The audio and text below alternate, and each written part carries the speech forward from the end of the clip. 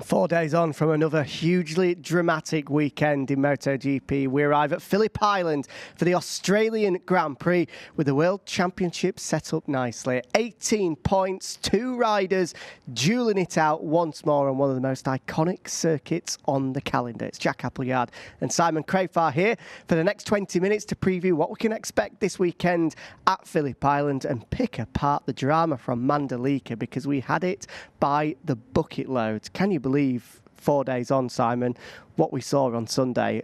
Half race distance, Jorge Martin 3 seconds up the road, was looking like he was going to continue his dominant streak.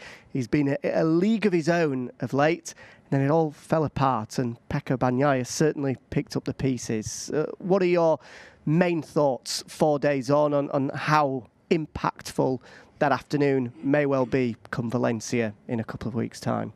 I hate that I have to repeat myself, but also that I hate saying I told you so. I told you so. Yeah, the championship is anyone's, especially these three still. I say not just 2, 3. Bez is still in there. What he did was incredible, turning up and to rescue the amount of points he did. I mean, that ride in the sprint was unbelievable. And the reason I'm pointing this out is there is still a 3-way fight, because all they need to do, all Bez's opposition needs to do, is make another mistake. He's right in there. So, like I keep saying, these young men ride right on the edge, and every weekend, most sessions, or every session, and anything can happen. So, I mean, what we saw was Jorge do what we've seen Pecco do often, be in a comfortable position and just ride a little bit over that edge, and it all goes wrong. And for sure, they hate themselves for it, but it happened. They've got to pick themselves up and go again, and knowing that their opposition can do that at any time as well. Just on that corner, turn 11, caught a lot of people out. Something small I noticed was the camber change in that corner a little bit, from a little bit positive to a little bit negative, right in the middle, where you need that edge grip, and I think that's what caught so many people out. It's only a gut feeling looking at it when I rode it, and it caught Jorge out. Let's have a look at the crash. I think we do have the footage. I think we actually may well have a shot that we didn't see on Sunday in Mandalika as well. As you say, it was a small error with a big impact. Yes. Afterwards, he was pretty laissez-faire about it, saying, as you say, these things can happen when you're riding on the limits. He said the biggest thing to take away is we still had the pace. We were 3 seconds clear when that mistake happened. Yes. Was that just for the media? Will he have seen that the same way in the box? Will his confidence have taken a big hit as a result of that? Like I said, when you make a mistake like that, a small mistake that has such big consequences, you hate yourself for it. That's what he's thinking right now. No, I didn't just do that. Actually, it's hard to believe for a good 15 seconds after. You're like, no, you're trying to wish it away, No, but now he knows it's sunk in. He knows what he did. He's still hating himself. But how now? You've got to turn it around. How do you get yourself back doing the job you have to do to have a chance to win? And that is, don't dwell on it. Try to figure out how never to do that again, but repeat the sort of performance he's been doing, which is spectacular rides. Yeah, it has been sensational over the past few weeks. But at the same time, you have to say that Pecco Bagnaia was given an opportunity and he jumped all over it. A champion's performance, because that came from nowhere. He was having the weekend from hell up to that point, unable to get out of Q1 for the first time this season, didn't really make any progress in the sprint on Saturday, and then to turn it around like that was remarkable. And talk about piling the pressure back onto Jorge and letting him know that things haven't been going my way of late, but don't worry, I'm not out of this fight yet. Completely agree. But before we talk straight away about Pecco, I've got to say that's what Jorge's been doing. Yeah. Is jumping all over Pecco when Pecco is down, and he's really been doing it. Now, bang, the other way on Sunday, we saw it reverse. Like I said, it's going to keep happening, and every year in this championship it happens. So Pecco's ride on Sunday was awesome. Like, for him, I first saw it on Saturday night in his debrief. He wasn't the down Pecco that I expected to be about it. He stood there with this quiet confidence, deflecting all of the worry-warts, the questions. He just deflected it and went, no, I feel right. Basically saying, we're on target. It didn't go well today, and it's like he knew that he could do it, because he went out and did way beyond what I think anyone, including his team, thought he could. It was a wonderful ride, like a class world champion ride. For sure. Sunday, just finally, was it a better day for Bagnaia or a worse day for Martin, who's in sort of opposite ends of the spectrum? Was it more important for Pecco to have won in that manner, or did it hurt Jorge more to crash out with that advantage? Well, I personally think, that's only a guess, you're going to have to ask them, but I would say it's more important for these guys on screen right now and Pecco to show everyone, but most importantly himself, that he's still there and he's still in the fight, because right until that moment, there had to be doubts, at least small ones in his head, and sure, there was a very worried-looking team standing behind him thinking, is this slipping away? Because he didn't have the pace right through qualifying. He made some basically errors right at the wrong time to not get into Q1, which put him under pressure, and then he didn't come through in Q1. So I really didn't think it was possible for that grid position. I said on commentary, it slipped away, but he proved me wrong. That was amazing ride. Proved everybody wrong. It was the first time since Marco Melandri back in 2007, sorry. Which is why nobody believed it was possible. Someone's been able to do that from that far back in dry conditions. A remarkable ride. I said finally, but I've got one more question. We just saw it there. That celebration, saying that he was silencing the critics almost, called them out afterwards as well. I agree with him. He was, but has that come maybe prematurely, potentially? There's still 5 rounds to go and a long way to go. He's obviously confident that he's not going to keep making the mistakes, and I'm still here. So otherwise you wouldn't do that. Obviously some of the comments stung, for him to even want to do that. But I can only be happy for him. Like, I am happy for all of these athletes when it comes together, because it was beautiful to watch. And having said that, there's still a lot of races to go and sprints to go. So I just want to repeat, it's still wide open. I'm sure that comment, although he hasn't said, was potentially directed at the way of his title rival, Jorge Martin, as well, who continues to let everybody know that despite leading the championship on Saturday, the pressure's not on me. I'm not the factory rider. Was it potentially in his direction, do you think? I'm starting to sense that there is some needle growing between the pair.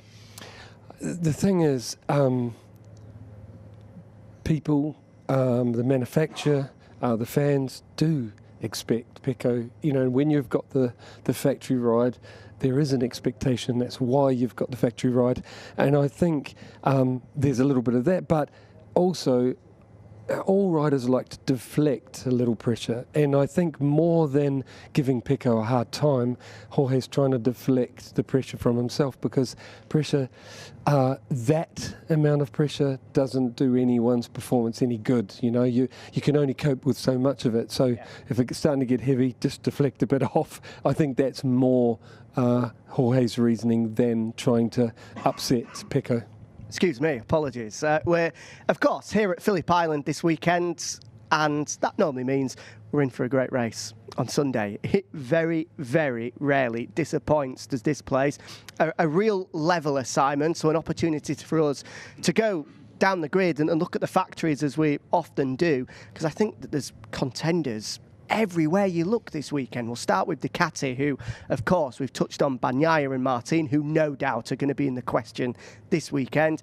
Bezzecchi as a title contender, of course, will be as well. But you just get the sense that everybody will be rolling into this place tomorrow morning and feeling that this is a weekend where they can really showcase their talents, their abilities. Yeah, there's a lot of different angles you can talk about here. Why it's such a leveller? I mean, first of all, let's talk about competitiveness of the machines and the riders.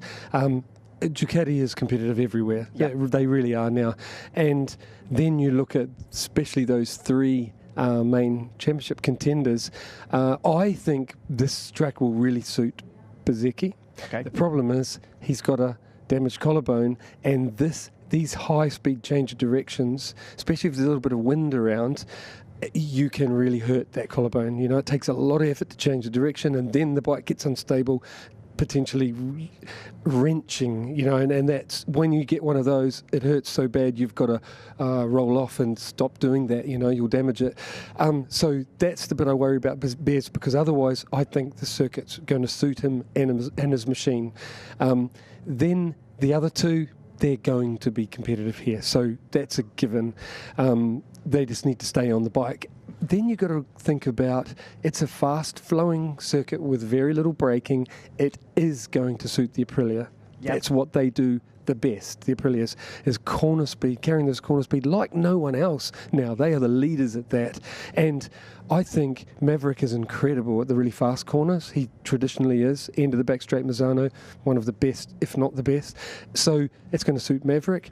And I think Alicia's got the determination to use the potential of the Aprilia, unlike Indonesia. He didn't use that opportunity. I think he'll be kicking himself and trying to make sure he doesn't do it again here, because there's not many left that suit the Aprilia like this one does. And Maverick, as you say, he's going to be full of confidence after what he was able to do last week as well. Yeah, dead right. Confidence up. And yeah, they are going to be in there, the Aprilias. Even Ralph Fernandez speaking earlier. Perfect timing. Himself to be top 5, competing for the podium, which is the first time we've heard him say that all year. Well, all 4 of the Aprilias are good riders, and the machine should suit here. Then we've got to move along to the KTM. Oh, they are the other European manufacturer that's strong. Jack says change of direction. The bike is nimble, high speed change of direction, pardon me. So, I mean, we know how it's his home race. Brad, we know how determined he is. Then we've got to look at Yamaha, the other manufacturer in there. And we know how good... We know how good Fabio is. He was amazing in Indonesia, but we're coming to a circuit that he should be able to do the job. The problem is, finally, I have to mention, this circuit is one of the hardest, if not the hardest, on the rear tyre consumption, and you have to nurse it. But to be able to nurse it, it means you go fast as you can, you roll back from that a little bit to look after the tyre. The problem is, if you have a slow motorcycle, you're losing on the straights. You have to make up in the corners, and then you can't nurse the rear tyre. I think it's going to be hard here for Fabio because of that. And the same for Mark, I imagine, as well. He was very competitive last year. He's got a great track record here. Speaking earlier, he said he comes in to this weekend with 0 expectations, because the last sort of good circuit that they went to was Sachsenring, and it was an unmitigated disaster. Is it going to be the same this weekend? You would have to say at Phillip Island, he is going to be able to make the difference, even with the Honda not as competitive as what he would hope. I think that machine hasn't been competitive anywhere this year, really, apart from when the rider makes the difference, something spectacular like Alex Rins in the US and Texas. So my expectation is low.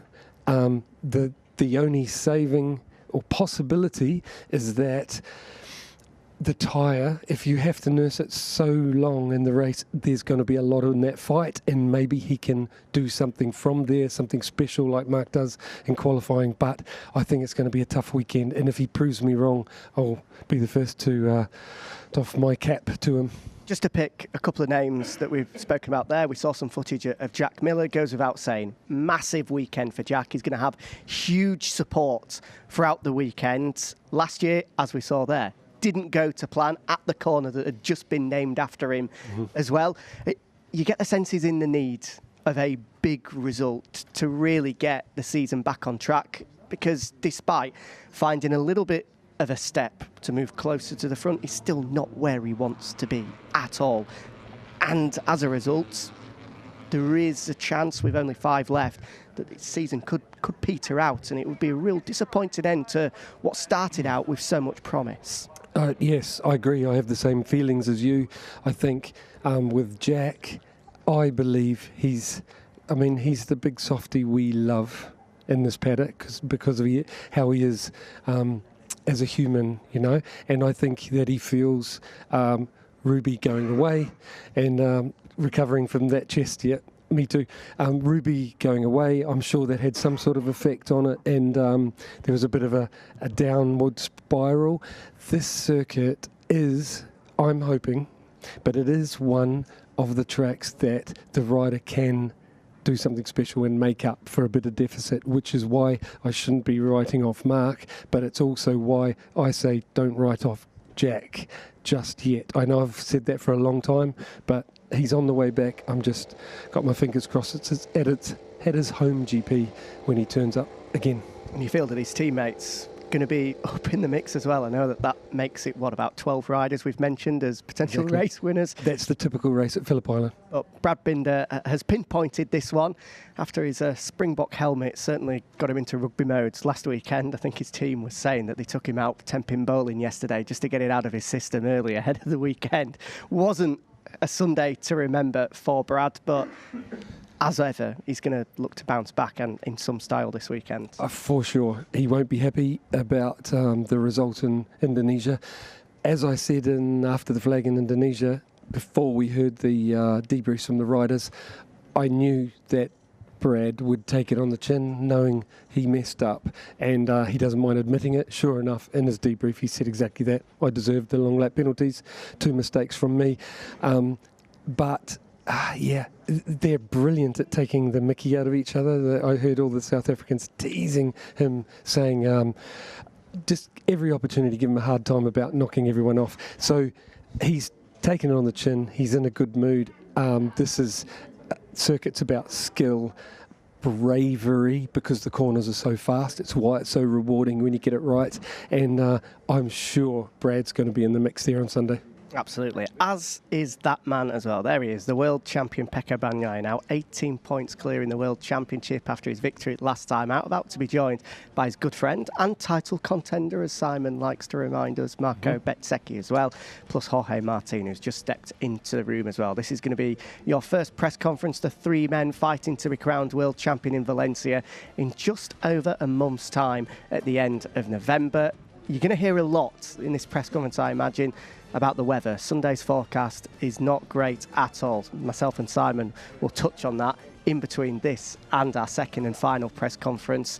But just as a warning, it looks as though it might be wet, it might be windy, it might be wild, which when you're fighting for a world championship is probably the last thing that you want to see on the weather forecast. Outside of that, though, there's certainly a lot to pick apart from 4 days ago at the Indonesian Grand Prix.